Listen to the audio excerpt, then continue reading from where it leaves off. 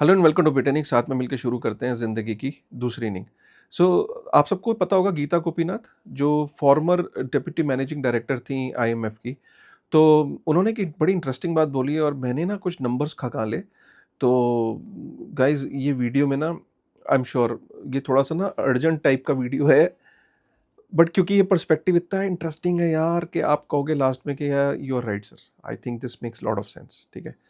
गीता गोपीनाथ का कहना है कि ये तो पूरी दुनिया देख रही है कि पूरी दुनिया में पहली बार ऐसा हुआ है कि जो टेक स्टॉक के अंदर जो ग्रोथ हो रही है, पहले भी सेंट्रलाइज थी, पहले भी यूएस में होती थी, फिर भी काफ़ी हद तक और देशों के अंदर भी टेक के अंदर कुछ ना कुछ डेवलपमेंट, कुछ ना कुछ ग्रोथ होती रहती थी।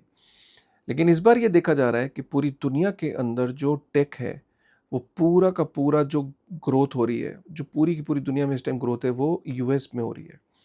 और टेक का जब मैं बात करता हूँ तो टेक की बात से उनका मतलब है कि एआई। ठीक है? एआई का जो बबल है, वो पूरी की पूरी दुनिया में अगर कहीं एआई के अंदर सबसे ज़्यादा ग्रोथ है, एआई की कंपनीज़ में एआई के अंदर पैसा आ रहा है, तो वो अमेरिका में आ रहा है। उनका ये कहना है कि पूरी दुनिया इस टाइम इतनी हाईली एक्सपोज़्ड है अमेरिका के स्टॉक मार्केट से कि फ्यूचर में 35 ट्रिलियन यूएस डॉलर लोगों का वाइप आउट हो सकता है, खत्म हो सकता है। अब मैं इसका थोड़ा नंबर आपको डिटेल में समझाऊँगा। 35 ट्रिलियन बहुत होता है, तो नंबर नंबर को थोड़ा समझो।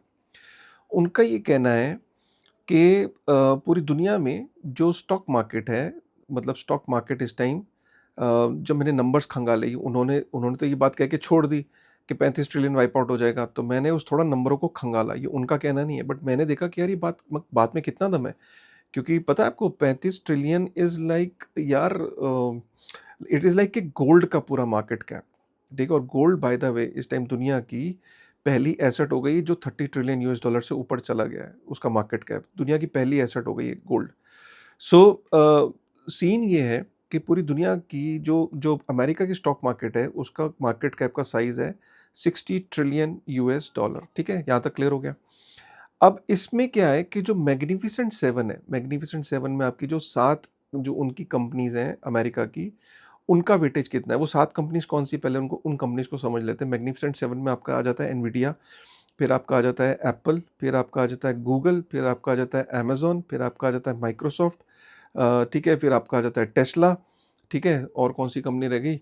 मेटा, ठीक है? तो मेटा, ये 7 कंपनीज़ हो गई, ठीक है? जो कि मैग्निफिसेंट 7 में आती हैं। अब ये मैग्निफिसेंट 7 का मैटर क्या है?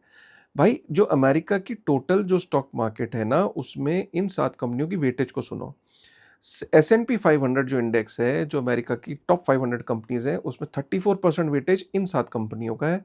और जो नैस्डैक है, उसके अंदर 59% वेटेज इन कंपनीज़ का है। लिटरली जब जब स्टॉक मार्केट में पैसा लग रहा है ना अमेरिका के, तो अमेरिका के स्टॉक मार्केट में पैसा जो लग रहा है, वो एक्चुअली में इन 7 कंपनियों में ही लग रहा है, ठीक है? अच्छा, ये पैसा सिर्फ़ वहाँ के लोग नहीं लगा रहे, फॉरेन इन्वेस्टर्स भी वहीं पे अमेरिका के अंदर पैसा अट्रैक्ट होके आ रहा है। फॉरेन के जितने किंग्स हैं, एनआरआईज़ हैं, एचएनआईज़ हैं, कॉर्पोरेट्स हैं, लोग हैं, रिटेल है, मतलब सारा का सारा पैसा अट्रैक्ट होके अमेरिका में जा रहा है, क्योंकि ग्रोथ ही वहीं है। अगर किसी को ट्रू सेंस में ग्रोथ चाहिए, तो वो अमेरिका की मार्केट में एक्सपोज़र ले रहा है, ठीक है? और वो भी इन कंपनियों के अंदर एक्सपोज़र ले रहा है।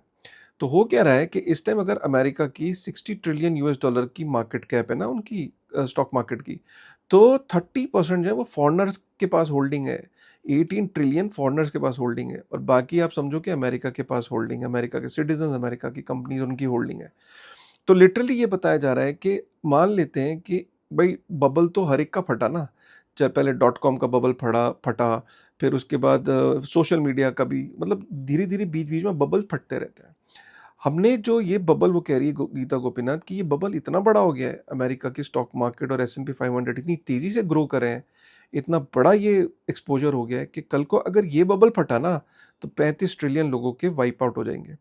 उसका ये कहना है कि 35 ट्रिलियन का भी उसने ब्रेकअप दिया। यहाँ पे गीता गोपीनाथ का कहना है कि 20% जो वेल्थ है अमेरिका के जो हाउस होल्ड है, वो उड़ जाएगी। लिटरली 20% वेल्थ अमेरिका के हाउस होल्ड की उड़ जाएगी, विच विल बी लाइक के समझो कि 74% ऑफ द यूएसए की जीडीपी लिटरली मार्केट से उड़ जाएगी अगर ये बबल फटा, और फटने के पूरे चांसेस हैं। जितनी तेजी से एस एंड पी 500 बढ़ा है, और पूरी दुनिया की 15% ग्लोबल वेल्थ वैनिश हो जाएगी, which will be close to 20% of the GDP of the world will vanish. ये इतना खतरनाक क्यों हो रहा है? क्योंकि जैसे हम कहते हैं ना, never put all your money in one basket. पूरी दुनिया की वेल्थ इन 7 कंपनियों में और अमेरिका की स्टॉक मार्केट में लग रही है। तो जिस तरीके से जब हम when we make this mistake of putting all the wealth in the one basket, हम अपने आप को डाइवर्सिफाई नहीं करते, तो पैसा उड़ता है ना, प्रॉफिट तो होता है, लेकिन हमारा मार्केट में पैसा भी उड़ता है। सिमिलरली यहाँ पे भी अमेरिका के अंदर ये गलती कर रहे हैं वहाँ के लोग भी और फॉरेन इन्वेस्टर्स भी। तो ये कारण है कि वहाँ पे पैसा उड़ने के पूरे-पूरे चांसेस हैं कि अगर ये बबल फटा। अच्छा, अब इसका सीन क्या है? जब ये बबल फटेगा, तो ये फटेगा तो तब फटेगा, तैयारी उसकी लोगों ने आज से करना शुरू कर दी है। लोग समझ गए कि भैया एस-एंड-पी 500 का तो बबल कभी ना कभी फटेगा। जब फटेगा तो सबसे अच्छा कौन परफ़ॉर्म करेगा? वो परफ़ॉर्म करेगा गोल्ड। तो इसीलिए एस-एंड-पी 500 के बबल से फटने के बाद जब वो फटेगा ना, और इतना बड़ा जब उसका डिज़ास्टर होगा, तो उसका सबसे बुरा मार्केट पे असर पड़ेगा। चाहे वो डिप्रेशन हो, चाहे वो जॉब लॉसेस हो, और मतलब एक अलग लेवल का कैटास्ट्रॉफ़ी होगी, फाइनेंशियल कैटास्ट्रॉफ़ी। हमेशा गोल्ड उसका सॉल्यूशन होता है, और गोल्ड के पीछे लोग इसलिए भाग रहे हैं, और सेंट्रल बैंक्स जो हैं उस टाइम इसीलिए उसको एक्यूमुलेट कर रहे हैं। एचएनआई से लेके स्मार्ट चैप, अब तो जो वहाँ के जो जो स्टॉक मार्केट्स के लिए गोल्ड बहुत बोरिंग होता था। तो अमेरिका के जो फंड मैनेजर्स हैं, वो भी अब गोल्ड के अंदर एक्सपोज़र ले रहे हैं और गोल्ड की बाइंग की कॉल दे रहे हैं इतने हाई पे। ठीक है? तो गोल्ड के अंदर एक पागलपन पड़ गया है। गोल्ड के अंदर एक एक्सपोज़र लेने की एक रेस लग गई है। अच्छा, अब इसमें क्या है कि आप कह सकते हो कि सर गोल्ड तो ऑल टाइम हाई, अब लेना चाहिए, नहीं लेना चाहिए। भाई, it's a risky proposition obviously to enter in gold right now. But I am just telling you a perspective कि why gold is breaking all those record. मतलब इंडिया में 1 लाख कितना हो गया यार? 1,33,000 रुपए तोला। ठीक है? और पूरी दुनिया में अगर हम देखें, 4300 डॉलर पर आउंस के आसपास पहुंच गया था गोल्ड।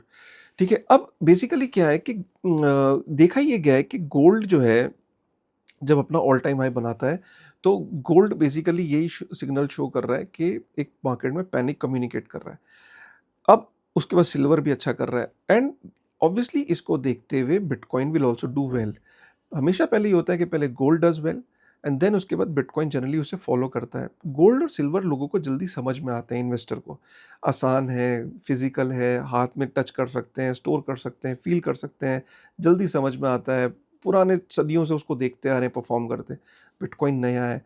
बिटकॉइन लेकिन जैसे-जैसे कॉर्पोरेट्स और इसमें बढ़ रहे हैं, इसमें रेगुलेटेड हो रहा है, बड़ी-बड़ी कंपनीज़ इसमें एंटर कर रही हैं, बड़े-बड़े fund managers, black rock, Larry Fink, Michael Saylor, ऐसे-ऐसे लोग जब इसकी बातें कर रहे हैं, तो अल्टीमेटली बिटकॉइन भी गोल्ड को फॉलो करेगा और मैसिव लेवल पे फॉलो करेगा। तो अभी अगर आप बेयरिश साउंड कर रहे हो मार्केट्स को देख के, और आपको लग रहा है नहीं नहीं यार, गोल्ड तो मतलब मार्केट्स तो खत्म हो गई। अब आपने देखा कि वो डोनाल्ड ट्रम्प ने फिर से पलटी मार ली कि नहीं नहीं, चाइना से वो अफोर्ड नहीं कर सकते इतना बड़ा टैरिफ, वो दिल टॉक वो मिल रहे हैं। तो उसके ट्विटर पे मत जाओ, डोनाल्ड ट्रम्प के उस पे मत जाओ। लॉन्ग टर्म स्टोरी देखो। गोल्ड आपको कुछ बता रहा है, गोल्ड आपको कुछ कम्युनिकेट कर रहा है। All is not well. When all is not well, then first it is going to be gold, then silver तो कर ही रहा है, सिल्वर भी एक्सेप्शनली अच्छा कर रहा है, and bitcoin is a better version of gold only. क्योंकि आप गोल्ड को इंटरनेट पे नहीं भेज सकते, बिटकॉइन को भेज सकते हो। आप गोल्ड को जल्दी वेरीफाई नहीं कर सकते, आप बिटकॉइन को वेरीफाई कर सकते हो। बिट गोल्ड जो है वो रेयर है, बिटकॉइन स्केर्स है, लिमिटेड है। गोल्ड को आप छोटे-छोटे चीज़ों में डिवाइड नहीं कर सकते, डिविजिबल नहीं है, लेकिन बिटकॉइन की हाइली डिविजिबल है।